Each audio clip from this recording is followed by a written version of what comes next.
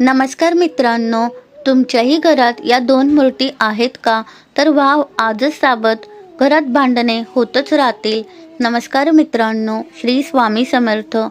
तुमच्या घरात असलेल्या वस्तूंचे तुमच्या आयुष्यावर काय परिणाम होऊ शकतात त्याबद्दल वास्तुशास्त्रामध्ये मार्गदर्शन करण्यात आले आहे.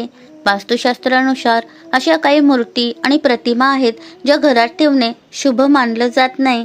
त्याबद्दल आपण आजच्या व्हिडिओच्या माध्यमातून जाणून घेणार आहोत. अनेक लोक आपल्या घराची सजावट करताना मूर्तींचा वापर करतात. आपल्या घरात विविध प्रकारच्या मूर्ती आणि प्रतिमा ठेवतात. आपलं घर सुंदर आणि अधिक आकर्षक दिसावं हा त्यामागचा उद्देश असतो. मात्र वास्तुशास्त्रानुसार अशा काही मूर्ती किंवा प्रतिमा आहेत ज्या घरात ठेवणं शुभ मानलं जात नाही. त्यामुळे तुमच्या घरात नकारात्मक ऊर्जा निर्माण होते. त्याचा त्रास तुम्हाला होतो. घरात काही कारण नसताना अचानक वादविवाद होतात, आर्थिक संकट येतात, प्रगतीमध्ये अडथळे निर्माण होतात. त्यामुळे अशा मूर्ती घरात ठेवू नयेत असे शास्त्रामध्ये सांगण्यात आले आहे. तर जाणून घ्या घरामध्ये कोणत्या मूर्ती असाव्यात आणि कोणत्या नसाव्यात याबद्दल. घरामध्ये कधीही बुडत असलेल्या नावेची प्रतिमा लावू नये, कारण त्यामुळे घरात नकारात्मक ऊर्जा प्रवाहित होते, व्यवसायामध्ये तोटा होतो, प्रगतीमध्ये अडथळे निर्माण होतात, छोट्या छोट्या गोष्टींवरून घरात सतत भांडणं होतात, अचानक आर्थिक संकटे येऊ शकतात, तसेच आरोग्याच्या समस्या देखील निर्माण होतात. त्यामुळे घरात बुडत असलेल्या नावेची प्रतिमा कधीही असू नये असे वास्तुशास्त्रात सांगण्यात आले आहे. त्याचबरोबर घरात नटराजाची मूर्ती देखील नसावी.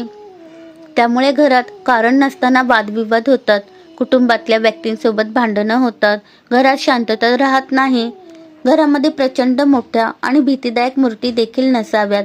वास्तुशास्त्रानुसार जर तुमच्या घरात अशा मूर्ती असतील तर नकारात्मक ऊर्जा निर्माण होते, ज्यामुळे अनेक प्रकारच्या समस्या निर्माण होतात.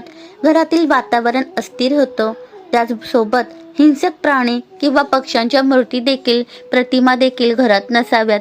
जसे की सिंह, वाघ, घुबड, गिधाड असे प्राणी किंवा पक्ष्यांच्या मूर्ती देखील घरात नसाव्यात, ज्याचा परिणाम हा कुटुंबातील सदस्यांच्या मनावर होतो. त्यांचा स्वभाव चिडचिडा बनतो, ते अधिक आक्रमक होतात असे वास्तुशास्त्रात सांगण्यात आले आहे. तर घरामध्ये कोणत्या मूर्ती असाव्यात? वास्तुशास्त्रानुसार घरात देवी देवतांच्या मूर्ती असाव्यात. जसे की भगवान विष्णू, माता लक्ष्मी, गणेश व इतर देवतांच्या मूर्ती किंवा प्रतिमा घरात असाव्यात, ज्यामुळे घरातील वातावरण सकारात्मक ऊर्जेचे निर्माण होते.